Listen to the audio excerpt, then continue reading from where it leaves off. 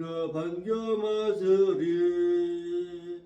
만나보자 만나보자 저기 배는 저 천국문에서. 만나보자 만나보자 그날 아침 그 문에서 만나자. 기다리던 성도들과 그 문에서 만날 때 참 즐거운 우리 모임 얼마나 기쁘랴.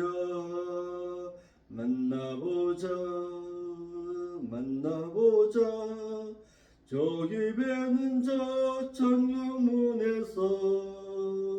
만나보자 만나보자 그날 아침 그 문에서 만나자.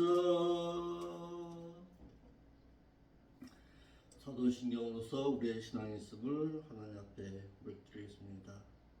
전능하사 천지를 만드신 하나님 아버지를 저희가 믿사오며 그 아들 우주 예수 그리스도를 또한 믿사오니 이는 성령 대사 동정녀 마리가 나시고 본디오 빌라도에게 고난을 받사 십자가에 못 박혀 죽으시고 장사하시는 지 사흘 만에 죽은 자 가운데서 또다시 살아나시며 하늘에 오사 전능하신 하나님의 보호자 우편에 앉아 계시다가 그것으로부터 또다시 산 자와 또다시 죽은 자를 심판하러 오시리라.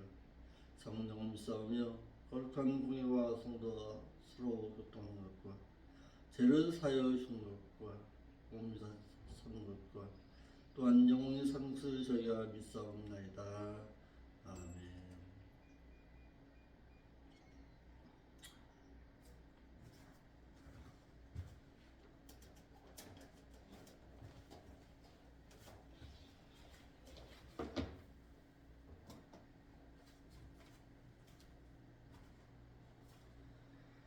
하나님의 말씀은 야고보서 4장 8절 9절 두 절 말씀 보겠습니다. 하나님의 말씀은 야고보서 4장 8절 9절입니다.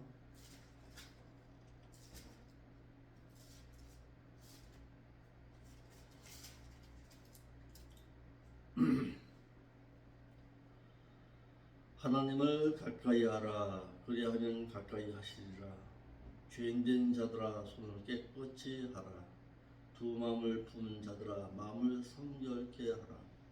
슬퍼하며 애통하며 울지어다. 너희 웃음을 애통으로 너희 즐거움을 근심으로 바꿀지니라. 아멘. 기도하겠습니다. 이 시간대로 주의 성령께서 스승되셔서 이 새벽에 나와서 하나님 앞에 기도하며 하나님의 뜻을 발견하고 하나님과 교제하기를 원하는 사랑하는 심령들 가운데 함께하여 주옵시고 저들로 하여금 하나님의 온전하신 뜻을 발견하고 그 뜻 가운데 살기를 힘쓸 수 있도록 인도하여 주옵소서. 하나님을 가까이 해야 할 분명한 이유를 알게 하시고 저희들로 하여금 하나님이 정말 기뻐하시는 바가 무엇인지를 깨닫고서 그 말씀대로 살기를 힘쓸 때에 주의 성령께서 인도하여 주옵시고 저희들로 하여금 세상 가운데서 빛과 소금의 역할을 잘 감당할 수 있는 저희들의 삶의 신앙이 될 수 있도록 인도하여 주옵소서. 거룩하신 예수님의 이름으로 기도하옵나이다. 아멘. 하나님을 가까이 해야 할 이유가 있다 그랬습니다. 야고보서에서 야고보는 7절에서 하나님을 가까이 하기 위한 목적으로 마귀를 대적하라고 하고서는 8절에 하나님을 가까이 해야 할 이유를 밝히고 있습니다. 여기서 하나님을 가까이 하다라고 해서 가까이 하다 이 말은 가까이 하다라는 후계동사 연기조에서 온 말로서 제1부정과거 능동태 명령법으로 말하고 있습니다. 여기에서도 대인관계에 여러 극적과 함께 사용되어서 제사장들이 지성소 안에서 하나님을 가까이 하였듯이 마치 지금의 나의 삶의 두려움으로 하나님을 대하는 신앙으로 살아가라고 했습니다. 또 죄인들아 손을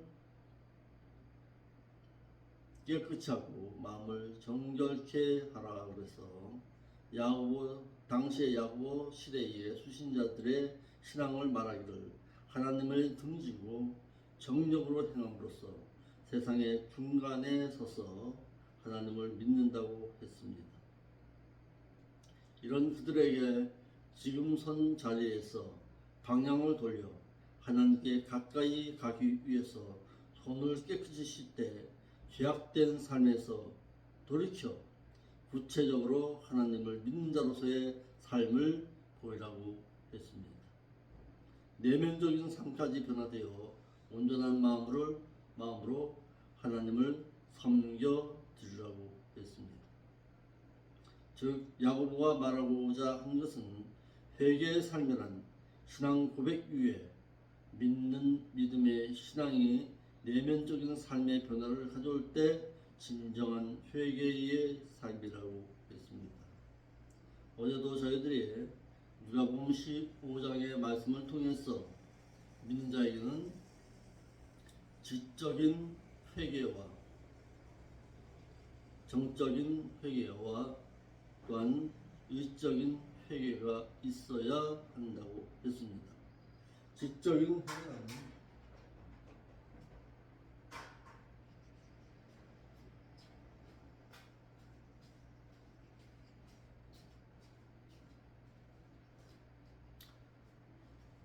믿는 자에게 있어서 지적인 회개는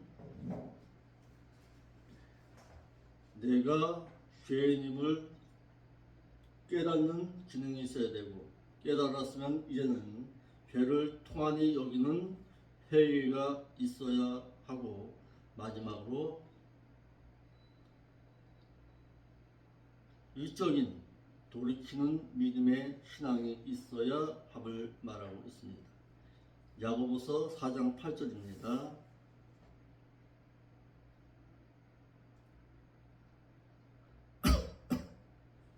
믿는 자가 하나님을 가까이 해야 할 이유가 있다.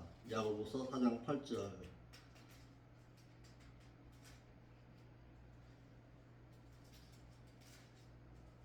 자, 다시 읽어보겠습니다. 시작. 하나님을 가까이 하라. 그리하면 가까이 하시리라. 죄인된 자들아 손을 깨끗이 하라. 두 마음을 품은 자들아 마음을 성결케 하라 그랬습니다. 믿는 자가 하나님을 가까이 해야 할 이유가 있다 그랬습니다.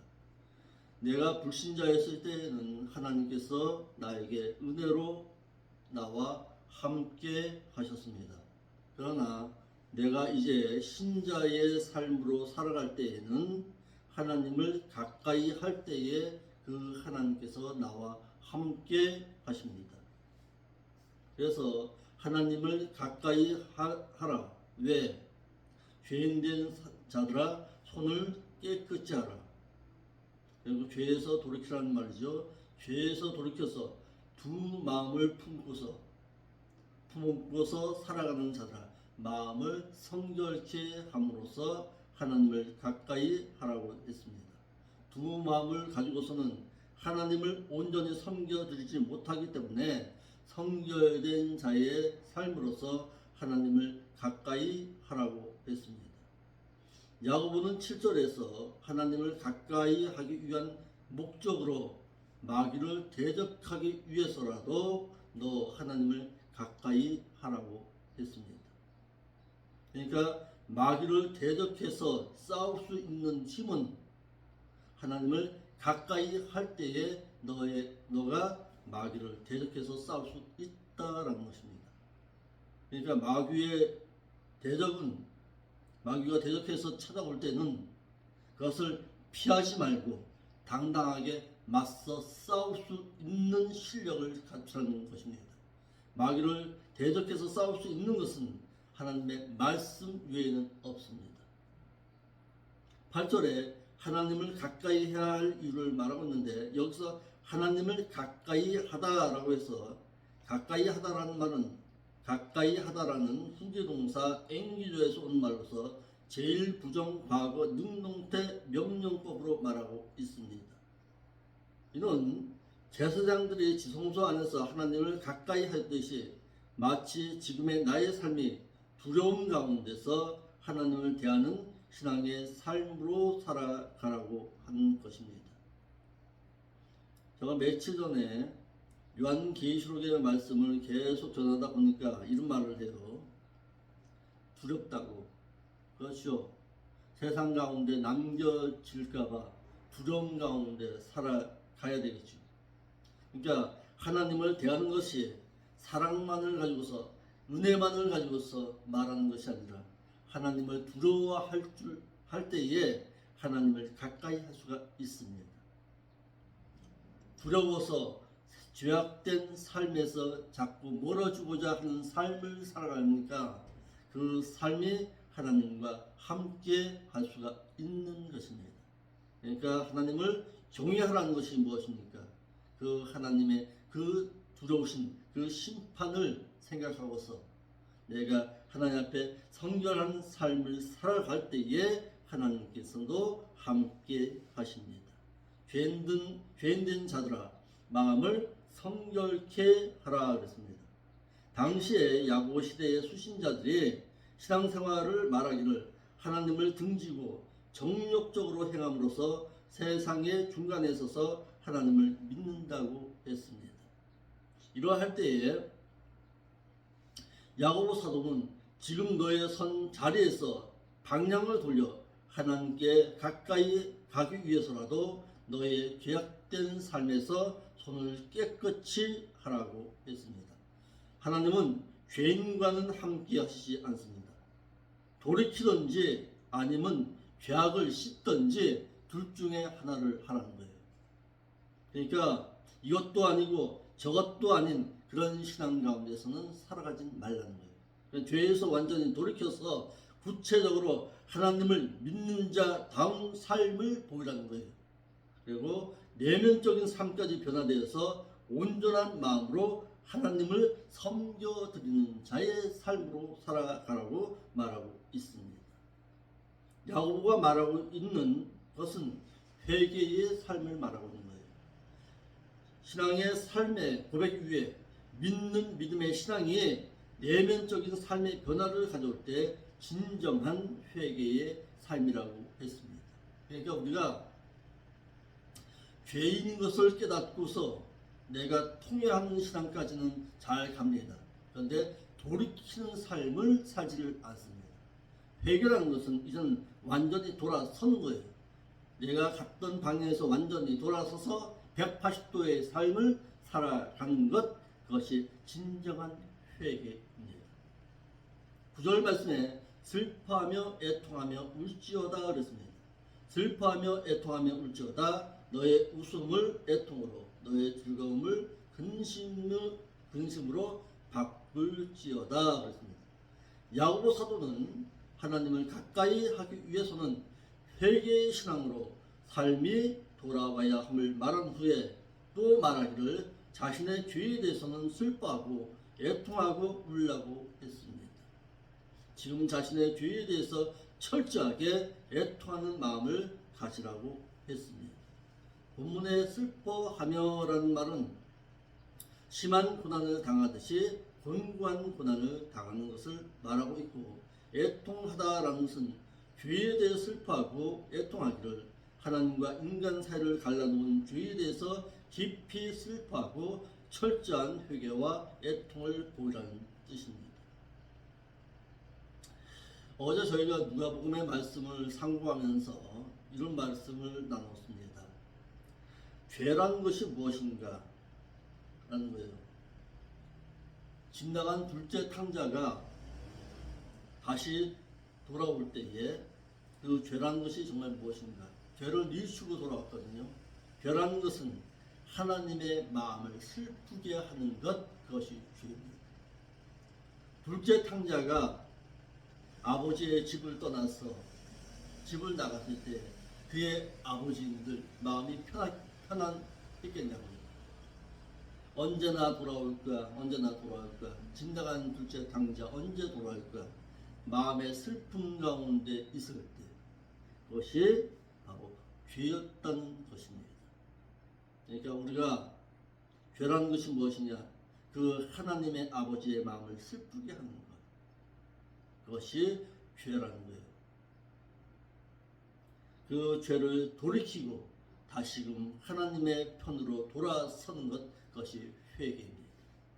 너의 즐거움을 근심으로 바꾸라는 뜻은 세상으로 행했던 너의 세상 쾌락과 풍요로운 낙을 삼고 그 삶이 이제는 하나님과 멀어짐을 깨달음임을 깨닫고 마치 누가복음 18장 13절에서 말하고 있는 것처럼 세리와 같이 철저하고 진실된 회개의 신앙을 가지고 죄에 대해서는 근심하고 애통하는 가운데 지내라는 것입니다. 그러면 이제는 돌이키는 자의 삶은 이제는 어떻게 살아야 되느냐? 4장 10절 말씀입니다. 야고보서 4장 10절에 이제는 돌이키는 자는 이제는 어떻게 살아야 되느냐? 주 앞에서 너는 낮아지는 자가 되어라. 그리하면 주께서 너희를 높이시리라. 겸손한 자의 삶을 살아가는 것이죠. 야고보서는 누가복음 14장 11절에서 나오는 예수님께서 하신 말씀을 무릇 자기를 높이는 자는 낮아지고 자기를 낮추는 자는 높아지리라는 그 말씀을 야고보 사도는 기억하고서 말하고 있는 것입니다. 바울이 고린도 교회에서 한 말 중에서 고린도후서 11장 7절에도 내가 너희를 높이려고 나를 낮추어 하나님의 복음을 값없이 너희에게 전함으로 죄를 지었느냐라고 말해서 이 말을 인용했습니다. 주 앞에서 자기를 낮춰라 라고 말해서 당시 유대교에서 기독교로 개종하여서 빈부의 격차가 심한 그들에게 낮추라고 말하고 있습니다. 낮아지는 자의 삶, 그것이 겸손입니다. 그리할 때에 하나님께서는 높여주신다는 것입니다. 그러니까 세상 가운데서는 낮아지는 자가 되고 낮아졌을 때에 하나님께서는 높여주신다는 사실입니다. 주께서 낮아지고 겸손한 자를 존귀하게 여기십니다. 삶으로 자신을 낮추고 겸손하여서 하나님께 영광을 돌리는 자를 귀하게 여기겠다는 뜻입니다. 형제를 비판하거나 심판하지 말라고 말하고 있습니다.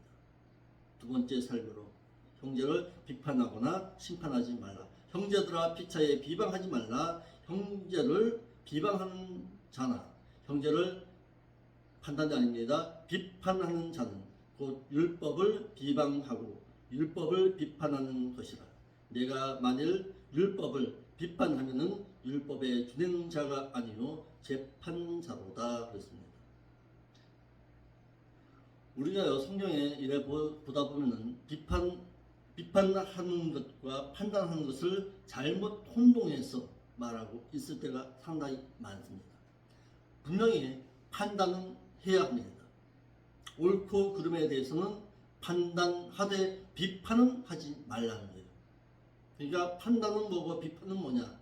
상대방을 깎아내리는 것은 비판입니다. 그건 하지 마라. 그러나 옳고 그름에 대해서는 판단해야 합니다. 11절에 형제들아 피차에 비방하지 말라라고 했습니다. 당시의 수신자들의 교회에 다툼과 비방을 함으로써 서로 분쟁이 있었습니다. 그래서 야고보는 강력한 현재 수동태 명령법으로 비방하지 말라고 했습니다. 본문에 비방하지 말라 이 말은 다른 사람을 향해서 모략하고 비방하고 싸움을 조성하는 것을 말하고 있습니다. 하나님의 뜻을 저버리는 행동이다. 그래서 야고보 사도는 레위기서 19장 16절로 18절 말씀처럼 너는 내 백성 중에서 돌아다니며 사람을 논단하지 말고 내 이웃을 대적하지 말고 내 이웃을 대적하여 죽을 지경에 이르게 하지 말라. 나는 여호와 너의 하나님이니라 라고 말하고 있습니다. 야고보는 형제를 비방하고 율법을 판단하는 자는 로마서 12장 2절 말씀과도 같이 율법에 의해 심판당한다는 사실입니다. 그러니까 믿는 자는 하나님의 말씀의 심판이 무엇을 통해서 주어지느냐? 하나님의 말씀입니다. 하나님의 말씀을 통해서 마지막 날에 나를 심판하십니다. 율법을 기준으로 하여 하나님과 인간의 역할이 확실히 구분되었는데 이를 역순하여 율법을 가지고 이웃을 비방하거나 심판하지 말라고 했습니다. 판단하다는 것은 무엇이냐? 판단은 무엇이냐? 옳고 그름을 말하는 것입니다. 그러니까 비판은 하지 말 때 옳고 그름에 대해서는 반드시 결정을 내려라 라는 것입니다.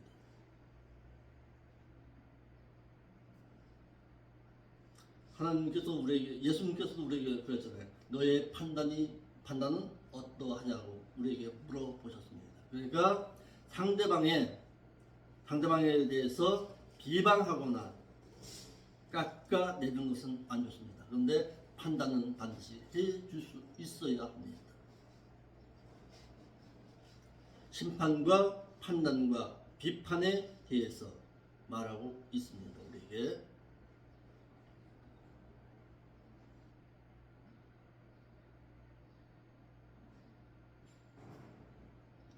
옳고 그름에 대해서는 판단하라. 그러니까 비판하지는 말라. 그러니까 우리 로마서 12장의 말씀에도 비판하지 말라 그랬다고 해서, 판단하지 말라 그랬다고 해서 우리가 판단도 잘못된 것으로 알 때가 상당히 많습니다. 우리 로마서 2장 1절 말씀 한번 볼까요? 로마서 2장 1절.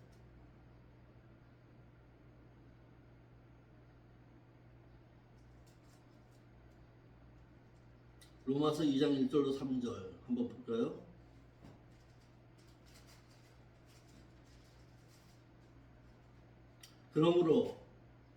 그러므로 남을 비판하는 사람아, 물론 누구든지 내가 핑계치 못할 것은 남을 비판하는 것으로 내가 정죄함이니.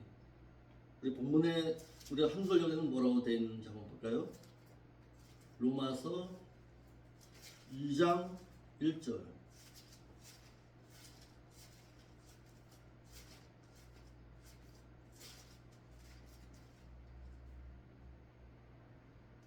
이게 문제예요. 그러므로 남을 판단하는 사람아, 물론 누구든지 내가 핑계치 못할 것은 남을 판단하는 것으로 내가 정죄함이니 판단하는 내가 같은 일을 행함이니라 라고 말해서 판단도 하지 말라는 뜻으로 오해하게 만들어 놓았습니다. 번역상의 문제입니다. 번역이 잘못된 것입니다.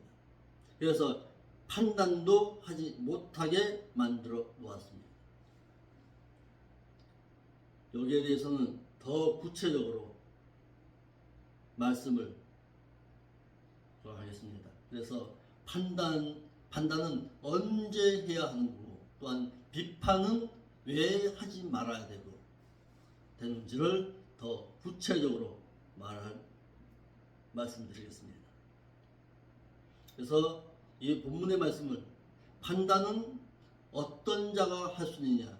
다른 사람에 대해서 내가 그 똑같은 죄를 범치 아니했을 때에 판단한 거예요. 그러니까 내가 죄를 짓고 있으면서도 내가 그것을 판단해 줄 수는 없지요. 그러니까 남에게 비난당하지 아니할 자가 판단해 줄 수가 있는 것입니다. 그래서 판단할 것과 판단하지 말아야 할 것에 대해서 하겠습니다. 오늘 우리에게 주는, 이 새벽에 우리에게 주는 교훈이 무엇입니까? 너 하나님과 가까이 할 수 있는 자의 삶을 살아가래요. 왜? 하나님은 가까이 할 때에 너와 함께 하시겠대요. 이제는 우리는 신자입니다. 신자는 하나님의 말씀을 들은 자입니다. 하나님의 말씀을 깨닫고 있는 자입니다. 우리 그때 하나님을 가까이 한다는 것은 하나님의 말씀을 가까이 하는 것입니다. 하나님께서 우리에게 요구하시는 바가 무엇인지를 날마다 깨닫고서 그 말씀 앞에서 내가 하나님 앞에 더욱더 가까이 할 때에 하나님은 나와 함께 하십니다. 어디까지 너 밀착하라는 거예요. 밀착하고 하나님 내가 어떤 삶을 살아갈까요? 하나님께서 요구하시는 삶이 무엇입니까? 내가 그 삶 가운데서 내가 살아드리겠습니다. 그것이 하나님과 함께 하는 삶입니다. 오늘 하나님의 삶도 하나님